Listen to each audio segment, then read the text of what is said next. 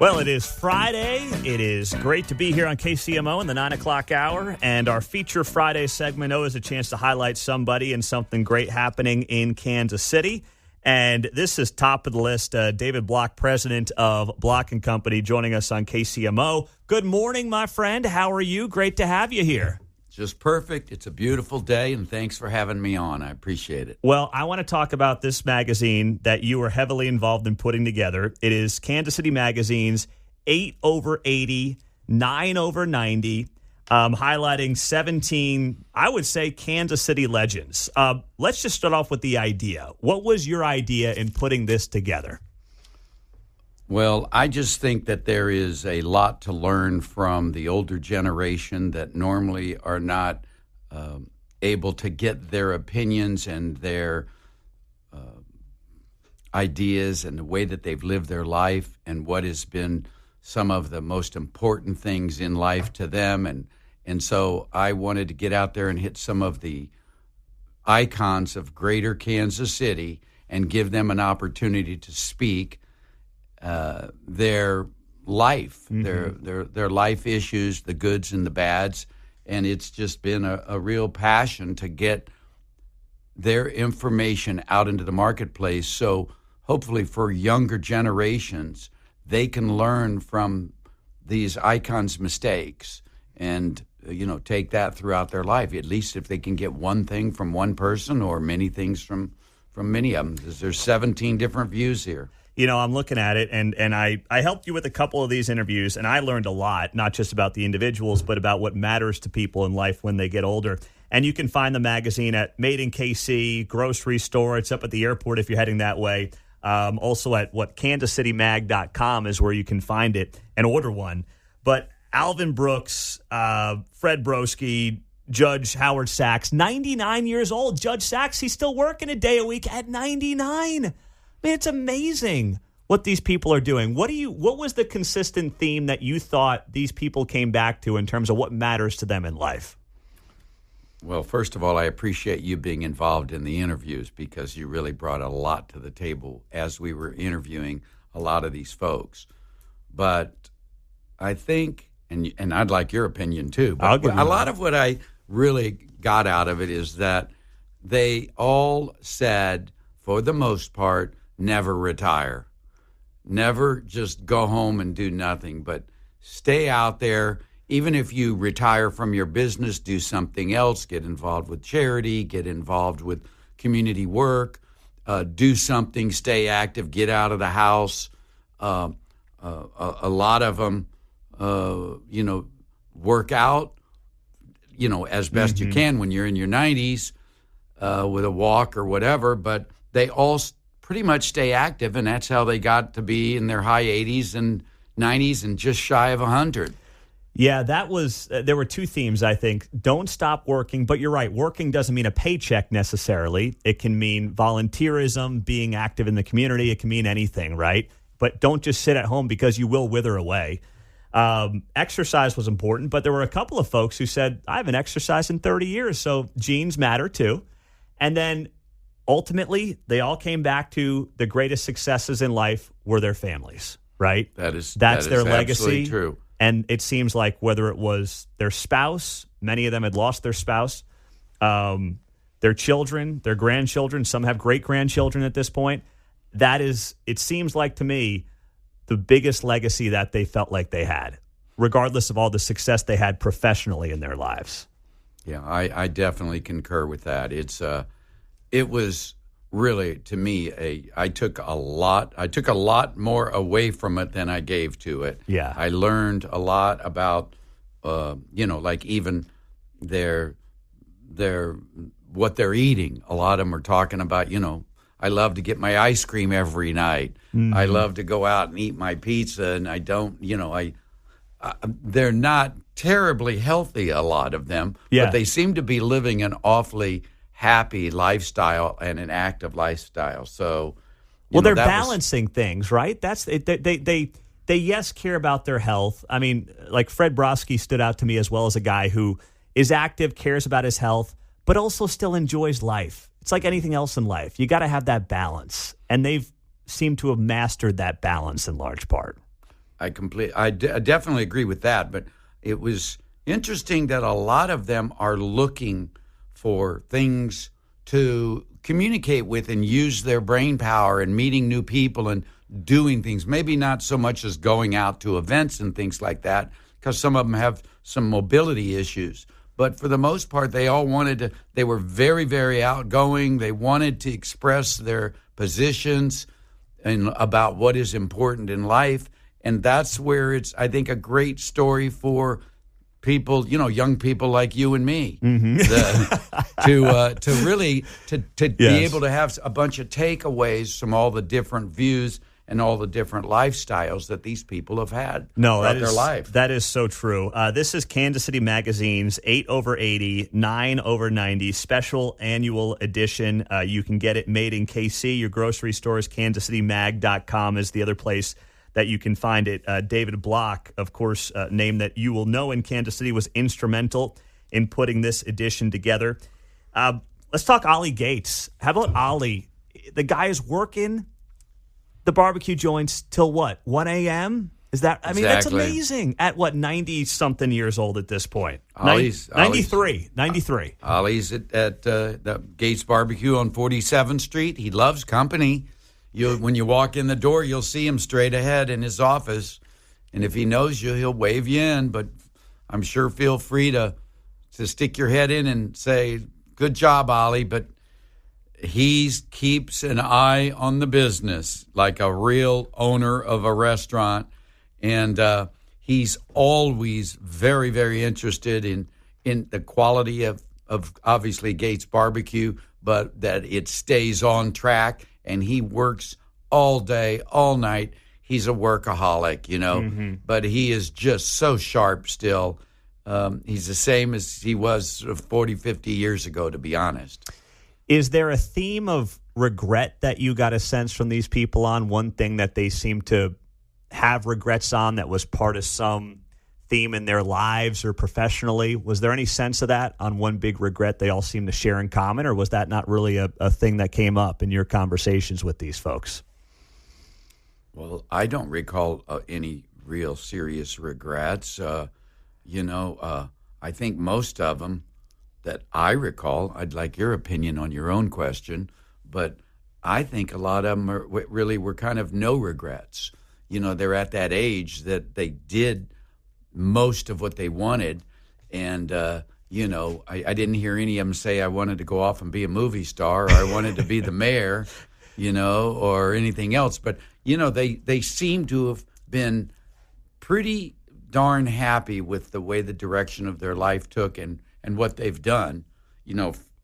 Taking care of others was a very, very big thing for pretty much all of them. How can I help the community, a different community that needs help from, my resources. Mm-hmm. So I did see that, but I didn't see a lot of regrets. I didn't either. But I only spoke to maybe a half dozen of the 17 or so, but I didn't get that sense either, because I think if you're going to live that long of a life, you won't make it thinking about all your regrets. You mentally, emotionally won't make it if you spend a life living in the what if world. And I don't think you get to 95 with the mental acuity these people have by thinking about all your regrets in life. Yeah. I just don't think you can do it. I agree with that. I love, a couple of the questions, as you recall, that we asked is, what do you eat? What's your favorite dessert? Yeah. What kind of sugar do you eat? And one of my favorites was the judge, Howard Sachs, yes, 99. Yeah, federal judge, still working, and he goes, I love ice cream, and I called up his son. I said, your dad's birthday's coming up. Take your dad some ice cream. He goes, why? I go, because it's his favorite food. Yeah. And remember, I don't know if you remember, but he says his workout is sitting on the front patio, watching people walking down the street, walking at a pretty good pace with eating some cupcakes and ice cream in their hands as they're walking. Yes. That's his workout. Yes. So he's still, Howard Sachs, he's 99, and he says he's going to go till he's 100. He said he wants to be on the bench till he's 100, and then he'll play it by ear after that. I mean, that's just incredible stuff. Yeah. These stories are just, they really are amazing. I don't want you to pick a favorite, but is there one that we haven't talked about that stands out that we just haven't touched on yet? Every one of them were so different. George Toma was is such a awfully interesting story. Cliff Cohen, Jim Chappell up north, Bobby Bell. You can never stop talking about Bobby. And the Hellsbergs, both Barnett and his wife. But Anita Gorman, who is kind of the unspoken governor of north of the river, who has helped so much in all kinds of areas throughout Kansas City, from the zoo to the museums and to all kinds of things up north. I couldn't even name them all.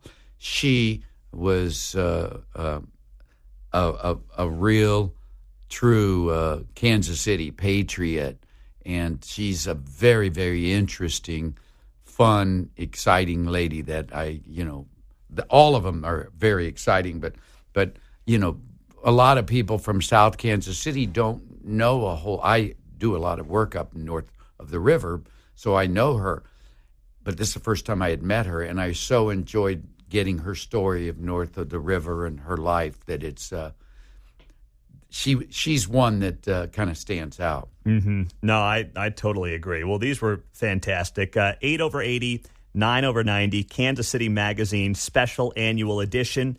You can pick it up, made in KC, the airport, grocery stores. You'll see them there.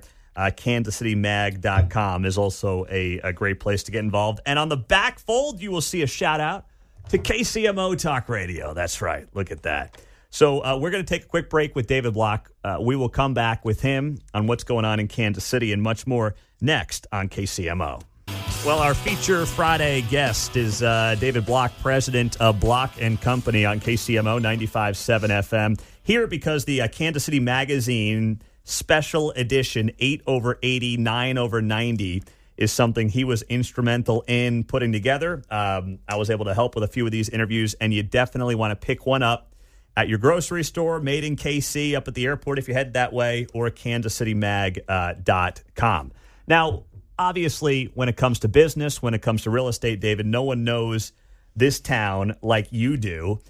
Kansas City, we all want to see it grow. We all want to see it thrive. There are barriers right now, it seems like, to getting the city itself to grow. What do you see as those barriers being right now? How much time do we have? I got 7 minutes for you, so okay. Make it pithy. Well, as I Bill can take O'Reilly 6 minutes on the good stuff and 1 minute what's left. But Kansas City's my home. It's most of our homes here in Kansas City, and we want to see it thrive, and we want to see stuff where we want to go hang out and we want to go to, and exciting things and people, I and a number of other people in my office, we go around the country. We look for good and exciting things to come to Kansas City, where all age groups can benefit, whether it be entertainment, food, hospitality, even museums, which is a big thing across the country now. Different kinds of museums are good draws for Kansas City. We already have some great sports teams. Hopefully we'll be able to work all that out, which I think we will. But we are a big little town. And the thing is that for developers, the developer community, they've been hit with interest rates going up. That becomes a problem for financing. They've been hit with significant increase in construction costs, which is a problem for cost and income, basically the math that comes with a development. We've got some great developers here in Kansas City that are doing some magical developments that are more with entertainment and spaces for the community to engage. And so the problem I think, just starting with Kansas City, Missouri, is that it does take quite a while to get things through the city government at this point in time. And because of these increase in cost, and because of the interest rates and what the patron in Kansas City is willing and capable to pay out of their paychecks to go out and spend money in restaurants, entertainment, you've got to keep those prices down to where people can afford them.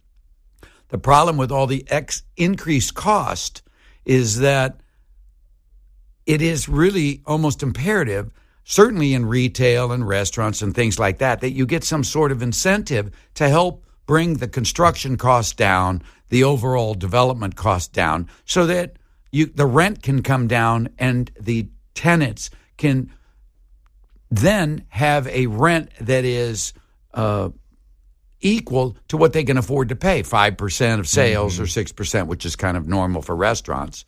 And retail is usually lower than that. And so we need to be able to work through the city without having a lot of obstacles. And in order to do that, we need incentives in many cases, whether it be TIF or PORT or KCATA and CID. Those are things that ordinarily do not cost the Kansas City residents in terms of additional taxes, and they benefit the development. But then even if you can get those incentives, you got to go through the city of Kansas City, Missouri, which has got a lot of new regulations for developers that is so exorbitant for, like residential and even apartments, a lot of restrictions and regulations and requirements, and that it is just more conducive to go out to some of the other areas of greater Kansas City in the suburbs where it's not so restrictive, and build there and get the incentives and expand there, whether it be, Olathe or Lee Summit or Lenexa or Liberty. I'm just saying, that's why you see a lot of this activity going on. You see a lot of cranes, a lot of construction going on in these other markets, and Kansas City's, I'm sure it'll get it worked out, but right now it's got some issues that need to be resolved. Yeah, there's no doubt about it. So in the last couple of minutes, I want to squeeze in two questions. I'll follow that one up with, what would your one bit of advice be then to Quinton Lucas, the mayor, our buddy? I wasn't prepared for that question. You should have sent me something and told me that question was going to come up. Well, I mean, on the development stuff, on making Kansas City grow, what would be your one piece of advice to him to help this city grow, which he wants to see and we all want to see, even if we're not direct residents of Kansas City? Well, I tell you what I would do. I would be happy to do. And I've sat in on a few of the CID meetings and other things, where security is a major issue for Kansas City, Missouri. Yes. Shortage of police officers, people feeling safe, bringing people from outside Kansas City, Missouri back to the plaza and to downtown or Westport or wherever. Doesn't matter. Into Kansas City, Missouri is my point. Waldo, Brookside. Yeah. Is that I think that you have to listen to the people that are the ones that are taking the personal risk, the developers that are doing deals, and sit down in a group of the guys that are the movers and the shakers of Kansas City's resurgence of commercial activity, and ask them, let's just put a list together of what are the things that would help you guys come back from the suburbs and start building things, in and around the middle portion of Kansas City to make those, a safer community where people, the perception is you can go there and you can feel safe. I'll tell you that I went to this beautiful Super Bowl in New Orleans with a bunch of clients, and I couldn't have felt more safe anywhere because they had security everywhere. Now, you obviously can't do that, but I would tell you that you've really felt safe down in New Orleans. And if we're going to need to do that for the World Cup, but that's a model to at least work from. And I think if you can take care of the safety issue, get the perception where people feel safe, and then bring in the kinds of businesses that people will shop at, that the community will support, I think that developers will come back if we can make it easier and more timely to get stuff done in Kansas City, Missouri. David Block, you knocked it out of the park, my friend. Thank you for being here. Well, thank you for the opportunity. Check Always it my out. pleasure. Kansas City Magazine's 8 over 80 and 9 over 90.